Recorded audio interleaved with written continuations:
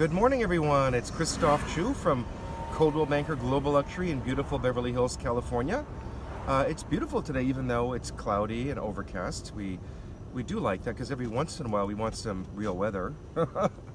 Unlike my friends in the East Coast and the Midwest and even the South recently, we don't have snow, we don't get a lot of rain, we don't have changes of leaves, although I'll show you the trees now. On this particular street, we do have trees that actually lose. Hey guys, we're back. Sorry about that. Hey, that's the world of internet today. You'd think in a city like Beverly Hills we'd have like really strong internet service, and usually we do, but obviously today we don't.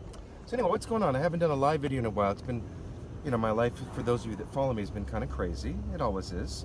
It was, I think, 16 or 17 days, literally straight, nonstop between traveling, conferences, speaking, selling, parties.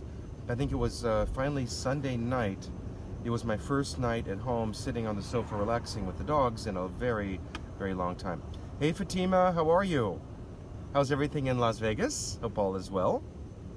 So anyways, what's going on today? So today is Tuesday, Caravan Tuesday, although I need to find a cooler, more cliche name than Caravan Tuesday. So for now, I'm going to call it Touring Tuesdays.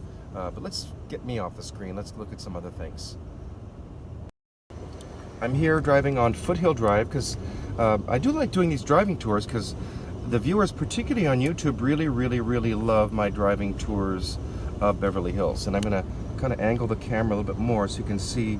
Oh, that's a house that sold a few years ago for close to 20 million. Anyways, so Touring Tuesdays is my current name for Caravan Tuesdays. If you guys have a better suggestion, please let me know. I'd love some ideas.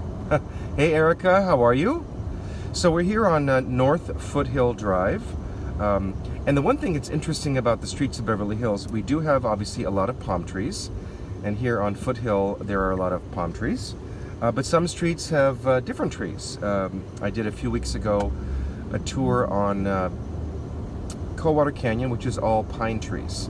And one thing in my communication I've realized of late, I'm always teaching about how to communicate properly. I've said the word so often, and years ago I stopped doing that, and for some reason I am doing it again. So if you hear me say that word, give me maybe an unhappy face so I know I'm saying it, because sometimes I say it without thinking. So again, right now we're in the flats of Beverly Hills, between Santa Monica and Sunset Boulevard. Very shortly we're going to be on Sunset Boulevard, and actually there's a private open house going on, but only at 1 o'clock at this location. It's going to be in the next block just north of where we are here. But I'm heading first on my Touring Tuesdays to the Hollywood Hills Sunset Strip West area in the Bird Streets, to a street called Blue Jay Way, which is a very interesting street and a very beautiful street with incredible views. Some parts of the street on the east side have the downtown city views, and the other side on the west side has the Westside, Century City, and ocean views. So we're now here on Sunset Boulevard. I know, Fatima, there's no sun today.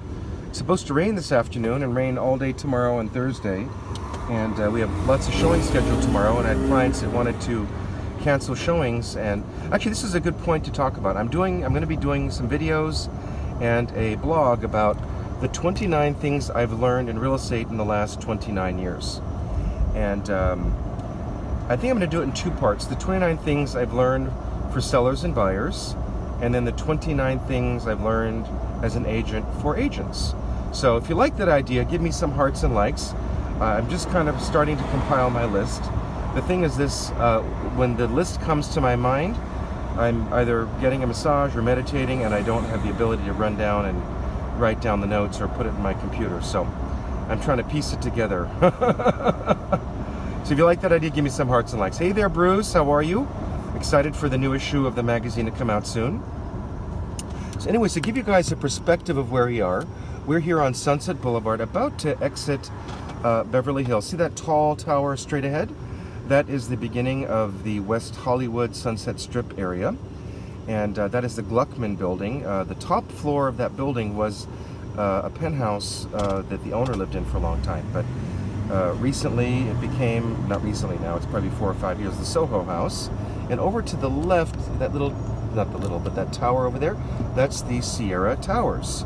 A friend of mine, Jade Mills, just listed the top floor penthouse for 58 million. Is it 58 million or 52 million? I'm sorry, I forget, but it's pricey. But if you want to live in the best, you gotta pay for it. So, anyways, it's over 7,000 square feet. It's basically a shell. It's the whole floor, but it includes a 4,000 square foot rooftop sun deck, which is pretty cool. So, we just crossed the dividing line between the city of Beverly Hills and now the city of West Hollywood, I said again. Sorry about that. Gosh, it's so funny. Another thing I learned years ago is people always say all the time to me, you ask someone at a restaurant or someone who's helping you for something, and they say, no problem. Well, I learned many years ago in my neurolinguistic training programming, you're not supposed to say no problem, because what do people think? No and problem. So I've trained myself to say, it's my pleasure, we'll be happy to take care of it, we'll get it done. So that term, no problem, doesn't exist anymore in my vocabulary. However, the word seems to pop back in my vocabulary. So I'm working, oh shoot, here I did it again. So anyways, I am working on changing that. The key is, first of all, recognizing when you make the mistakes, and then secondly, being able to change them when... Here we go again. This is kind of funny, actually. I was just about to say that same word again. Anyways, we're here on the Sunset Strip, the famed Sunset Strip. So this part of the Sunset Strip is where most of the nightclubs, restaurants, cool kind of boutique shops are. As you'll see as we drive along, it can be pretty crowded traffic-wise. So if you live just north of Sunset Boulevard here in the prime areas, which actually I'm just thinking, I forgot where I was going, it can be quite crowded. So sometimes I'll tell clients they need to take extra time if they're trying to leave the house late afternoon, 4, 5, 6 o'clock to get to an event or party, because sometimes here on Sunset Boulevard it can be quite busy. As you can see right now, it's only noontime and there's lots of traffic.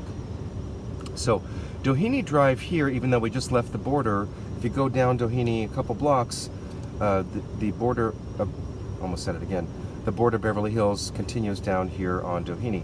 But we're going to go up Doheny Drive. I love Doheny Drive. It's a beautiful, beautiful beautiful and wonderful street. And it's kind of the entry into the Bird Streets, which is the prime area of the Hollywood Hills. And I'm going to a house that's for sale, I believe, for $18.5 million. If I remember correctly, a few years ago, it did sell for 14 or 15 million. I can't always remember all the details of all these houses, so if I don't, forgive me. So this lot here on the corner to the right, which is going to be the new Addition Hotel and Residences, sold a few years back for 40 million. It was about an acre, and I tried to get my clients to buy it. Unfortunately, they did not, and I truly believe they regret it. And actually, that's one of my 29 points that I'm going to be sharing when I do my blog about the 29 things I've learned in the last 29 years is the hardest thing in real estate is finding a property you love or like. If it's 80%, 75%, 85% of what your criteria are, don't lose it. And if you find something you love, which is the hardest thing, don't lose it if it's within 10% of what you want to pay.